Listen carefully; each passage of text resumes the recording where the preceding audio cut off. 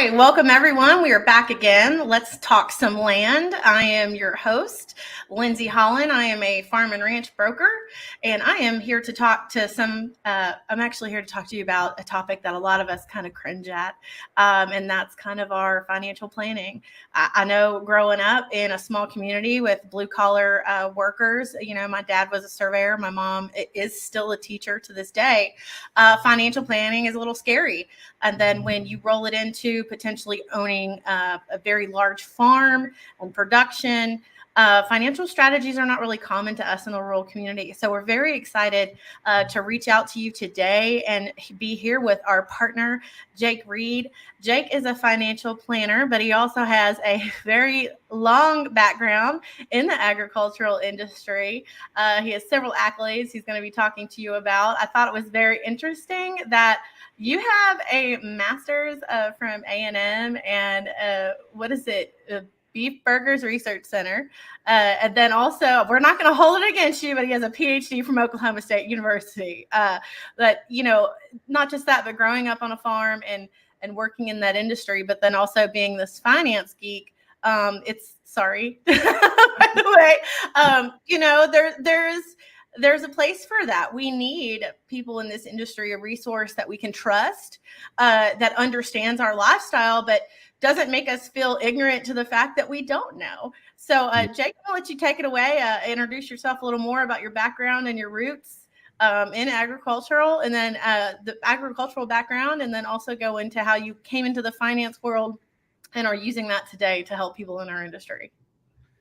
Exactly. I appreciate you having me on here today, Lindsey. It's going to be awesome. We'll talk nerdy stuff later, but my background is really simple. I have an ag background. I went to Texas A&M on a judging scholarship. All I wanted to do was be in agriculture. I wanted to be in production agriculture, ultimately feed cattle. So I went to West Texas A&M and did a master's in meat science, not burger science, as Lindsey stated. I worked with Dr. Ty Lawrence up there at the Beef Carcass Research Center, and our goal was to focus on production agriculture. How much does it cost the producer and how much does it make the producer? And what are the things that we can do to make it more efficient for anybody in the beef industry, whether they're the mom and pop or they're the cactus feeders of the world? Ultimately, I pursued a Ph.D. at Oklahoma State and ended up in Western Kansas in a little town called Santana, or right by Garden City, feeding about 76,000 head a year. And I loved it. I had a big passion for it. I loved seeing how agriculture worked. But something that always kind of tugged at me is how many people in the agriculture community actually have things in line for succession planning. The family farm is about a thing of the past, right? It's because we're not set up to pass it on to our sons and daughters. And unfortunately, if we have a family farm, there's going to be 2 or 3 children that usually don't want anything to do with mom and dad's operation. And then you've got the 2 that do. Well, how do you pass it on? And that was something I saw as a gap. And I love being up at 5 a.m., but I didn't want to be up at 5 a.m. feeding cattle in the cold or the wind or the rain. And I finally decided that I was going to come to Dallas ultimately and start working to build financial futures for the agriculture community. Well, we're very excited to have you because it's definitely a need, and you're solving a big problem. That some of us, we're very. I know how my family is. It's a lot of pride, and we're humble, but also too, if you want to keep that legacy alive, especially in the turn of events that we're dealing with the price of cattle, the beef prices, the devastation with fires at this moment in the Panhandle, just being prepared, for that tomorrow, especially in our world in farm and ranch, we do see the second generation or the third, fourth. We do see those heirs that say, hey, this is not my thing, but I want to keep it alive. And what you do now is going to prepare that. So, opening up the door to this background, where does someone start? Where does the landowner start? I think it's a thing they start when they're like, you know what, I need to know where my farm's going when I pass away, right? Because to be real, in agriculture, most of our capital and our funds are tied up in our operation. That's where they're at. They're in tractors, they're in land, they're in livestock. Most operations are what I consider capital intensive, and that'd be cash light for the most part until we sell something. And that's where they start is just having the conversation of what do I do with money? And it's something that we don't talk about in our culture. And I think that stems from even my grandparents, right? They went through the Great Depression. We never talked about money growing up. We never talked about where our assets were at or anything. It was this voodoo or comfortable topic. But we have to break that barrier a little bit and say, you know what, we're going to talk about money. We're going to meet with somebody and we're going to change the way we talk and our sentiments towards money, because we have to be able to preserve that legacy of our agriculture for our kids and our grandkids. And if we don't talk about money, we're going to lose it. Absolutely. There is that major stigma, even growing up in my world of a small rural community. And we're not just talking about someone that owns a cattle ranch. There's families that own hunting ranches or particular rural operations or even rural businesses. So this is not just for the big landowner or landowner with an operation. If you have some sort of investment, or you just want to talk to a financial planner in your little country, I know sometimes those suits are really scary. So, to have some, even though Jake wears skinny jeans every now and then, he's in Dallas, guys. So we're all, he didn't know what he was getting into on this podcast, but, I've had a chance. Jake makes everyone feel very comfortable because it does, money makes people nervous. And there is that stigma and stereotype in those rural communities where we're very simple. We think it's a very complicated process, but you're really good at putting that process down into simple levels to understand. Can you tell us a little more about that and your processes? Yeah, it's an easy process, essentially. Yes, it's complicated, right? Because we're dealing not only with an estate, we're dealing with the federal government and taxes and all the stuff we hate talking about. We don't love taxes, right? I like nice roads, but I hate paying taxes. And what we help clients do is we simplify that for them. We help them understand, hey, let's break down where our operation's at, what we want it to do. And we sit down, and we have just a simple discussion, very open, no decisions are made, but we start gathering information. It's like a huge information gathering session. Once we have that rocking and rolling and moving forward, we're able to go work with companies like you've heard of, like Nationwide, right? I love Nationwide. Yes, they do insurance, but guess what? They're out of the 20 board members, 16 of them are farmers. So what do? They do a program called Manage Your Legacy. And that program essentially comes in and underwrites your farm for succession planning. So if you're like, hey, I've got 2 kids that want the farm and 1 kid that doesn't, they'll write the succession plan and then go with your CPA and your attorney and execute that plan for you, which is really awesome. It's about a $30,000 to $40,000 package they give for free. And they'll do it, really the state, just depending where it's at. It can be a 5-acre operation or it can be 100,000 acres. One of the farms we work with in Utah is 90,000 acres, and they're 3 generations of farmers. So what we did is we set it up where that farm will continually go on. So 6 generations from now, their grandparents will be, long gone, but that operation and that legacy will live on because they've already put the steps in place to make sure, 1, they cover estate taxes, 2, they properly hand the land on to the next generation so it doesn't eat them alive paying taxes. No, that's really interesting to hear. You live in that world, so it's probably shocking for a handful of listeners right now to be like, I had no idea that Nationwide and other affiliate, organizations have that. When we're talking about selling land, we talk about being land rich, cash poor, and the aspect of somebody selling a piece of land and getting into a very large sum of money rather quickly. What advice do you have for those sellers as far as they're getting, millions of dollars for the first time in their life? The biggest thing I always tell people is not how much money you make, it's how much money you keep. At the end of the day, our biggest threat, right? You're making you're getting a big check, right? How do we, legally abate taxes, right? Is what I tell people. How do we rob Peter, pay Paul, move from the right pocket to the left pocket and make sure Uncle Sam doesn't take the whole pocket?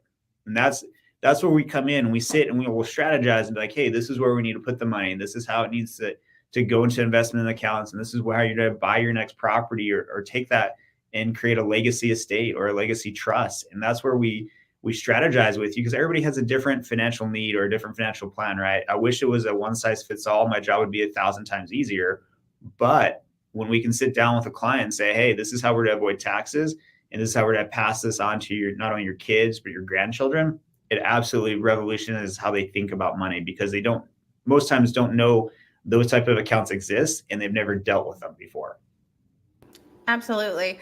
And sometimes not everybody wants to roll, that profit into another business, but they still need to protect, those finances. And it's probably really easy to get into trouble when you get that big sum of cash. I've seen it. I mean, I live in Fredericksburg, Texas, in a German community where you have people that have owned the same piece of property for, almost 7 generations, and now, with our boom over here, their property's worth millions and they have no clue what the next step is. So it's great to have someone like you that understands that process, but also the characteristics of the individuals you're dealing with. And also, there's going to be a broker or a farm and ranch agent on the other side. What advice can you give to the agents on how to open the door to this introduction to you in this process? The great thing is, if you're the farm and ranch broker, you already have the relationship with the family. You know kind of what their goals are, where they're wanting to take the operation. Those intimate facts, those intimate details. You've already crossed the threshold of trust. Simply introducing me into the situation is, I'm there just to give advice, right? I could care less if they go one way or the other. My job is to give them the best knowledge possible to allow their operation to be successful in the future, or say, hey, these are the programs available to you in the marketplace, and take it from there. It's a very casual conversation. We don't charge advisory fees. We don't say there's non-competes. It's very much, hey, if you want to use our services, great. If not, if you know somebody, great. But the great thing is, for us, where I think our true value comes in, one, you get our knowledge and you get our phone numbers and you're able to work with us. But two, our value proposition. What estate planner is saying, hey, let's go get you a $40,000 package from a company for free, from 7 lawyers putting an estate package together, and say, let's work with your CPAs and execute this, where most estate planners today are like, here's a $40,000 package, write me a check. And I think that's where our value proposition comes in, because I don't know about you, being in agriculture, the first question that I always got asked by any farmer was, how much does it cost me? How much does it make me? Those are the only questions they cared about. And I agree with that. If it's costing you money and it's not making anything more, my package is free and theirs is 40. Mine's going to win every day of the week. Absolutely. That's that kind of rolls me into my next question, as far as, adding value. Where can not only farm and ranch brokers, but people with land and assets in the rural communities learn more about what you do? Is there any educational classes? Is there podcasts? Is there any, kind of seminars that you put on that you could tell us about, as far as learning more and tapping into understanding this? It's one of those, it sounds like your dog's having a good time back there. It's one of those, Google is a great friend, and it's also your worst enemy at the same time, because there's all this plethora of information. Some of it's accurate, some of it's kind of accurate, some of it's someone's opinion. And what we do is we usually have seminars. So like us in Nationwide put a seminar together, or Pacific Life or Fidelity, and are big providers that we use. And we'll tailor it towards the farm and ranch community. And then we can do it via Zoom. We can do it in person. We just had one in Utah with probably 50 producers at it. No, that's amazing. If you ever see me muting my mic, it's because my dogs, I think the mailman showed up. So yeah, if you know me or you've seen this podcast before, we got these little minions in the background. So we're family friendly as can be. No, but thank you for that. Is there other topics that people find to be kind of like aha moments in your industry, especially dealing with the rural community? Big ones are taxation. We don't want to talk about it. And then when we're like, hey, this is your tax liability, usually the eyes get really big and it's like, we just have a deer in the headlights, because like, I had no idea my tax liability for my operation was going to be that when I pass away. So we usually have to be like, hey, this is how we're going to mitigate your tax risk. Or when we bring up terms like life insurance or retirement accounts, a lot of times it's like this, well, I don't know, we don't have that, or we're too poor for that. And they don't have that wealthy mindset of, hey, it's not just for the wealthy, but the average Americans need it just as much as the wealthy need it. Absolutely. Well, we're very excited to have you today. For those listening, if you look down in the description, Jake's information, his bio and his background are there. Please feel free to reach out. Also, if you'd like to reach out to our team or myself to schedule a meeting about opportunities, not just selling your land, but we're here to educate rural landowners and really pass it on, and new landowners. This market has been pretty exciting. A lot of people want to get out of the big city after, some of the shifts in COVID and elections are coming up. So there's a lot of scared mindset of, hey, I want a little dirt, but also too, how do I protect that financial asset? And like I said, leave a legacy if that is an option down the road. So thank you so much, Jake. Is there anything else that you want to tap into or add? I mean, it's just, finding ways to preserve what you're doing. At the end of the day, I always tell my clients, love them, hate them. Donald Trump's a prime example of using what the government gives us for a tax code. I'm neutral, right? If you like them, great. If you don't, that's not the point here. Not gonna lie, like we like Trump on our side. So this is a totally honest and open podcast. We've said the Trump name several times, but it's true. Even in it's funny you bring that up. Even as one of his debates with Hillary Clinton was, the reason I know that this tax law works is because I use it. They talk about me about evading taxes, but it's there. So why not have someone that knows it, like yourself, to leverage it? That is a prime example of taking your assets and doubling down and protecting yourself and making more with what you have, right? 100%. And that's the magic of it, right? There's two sets of rules in the country. There's one for the informed and one for the uninformed. It's as simple as that. And that's what's challenging, where Donald Trump knows the rules, right? He plays by the rules. And that's what we hope our rural clients do. That was the biggest thing. One of my friends, they were losing their farm. Their grandfather passed away. And then there's this, the appreciation, all that stuff. Well, they're over the $15 million valuation. Well, let's be real. The estate tax kicks in at that point. And mind you, no farmer has that much in reserves to go, boom, this is magical. And that's where, I look at guys like Donald Trump, we're like, oh, he's been bankrupt, and the left's always pushing him that he's whatever. It's not true, because of how he handles his assets and how he set up his estate, how he handles his money and where it flows from. And that's what we help basically the people, the bread and butter where I come from, figure it out. Because a lot of these farmers just aren't aware. They've worked so hard to build up their farm and to gather the land, to buy the tractors, to become profitable. They just have never sat down and thought, well, what happens when I die? Where does my farm go? Yeah, they think it goes to their kids, but really, unfortunately, our favorite uncle says, you owe me for X, Y, and Z. Uncle Sam gets his fee. He gets his fee. And, I have a client right now, really good gentleman. And, I'll put a number on it just for discussion's sake. He's worth about 70 million right now. Okay. And I love him. He thinks Trump's to be elected. I support that. I hope he is. And he's like, oh, it's going to be great. The government's going to give us tax breaks and tax cuts. As it sits today, the state has a $9 million tax liability. If he dies 10 years from now, it has a $21 million tax liability. And in the back of my head, Marvin's very like, well, my kids can pay that off. And let's be real, in what world will a kid have $21 million to pay off a tax liability when they're a full-fledged farm operation? They're going to have to sell land, they're going to have to sell equipment, they're going to have to sell livestock to make that bill, right? Because if not, you have a debt to the U.S. government for 14 years at 8% interest. Nobody wants to be in debt to the government. It's just the fact of it, and it's scary.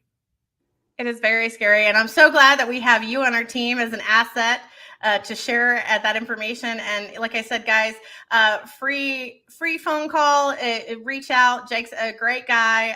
Like I said, thank you for your honesty. We appreciate that. And like I said, we're here to help other landowners. If you're listening and you haven't subscribed yet, please do. We'd love to have you and follow us moving forward. And thank you so much, Jake, for your time. No, thank you, Lindsay. If you guys need help, feel free to reach out. She's got my number on there. Our team is more than happy to fly wherever you're at. We are based in Dallas, but most of my clients are Arizona, Utah, Wyoming, South Texas, anywhere in the world. Really, we can help and set up an estate to protect you guys' legacy and allow you to continue your operation for the next generation. Absolutely. So we're talking about rural markets, guys. So anywhere in the globe, not just in Texas. So very excited. Once again, thank you so much, Jake. We greatly appreciate having you here today. You bet. Thank you so much, Lindsay.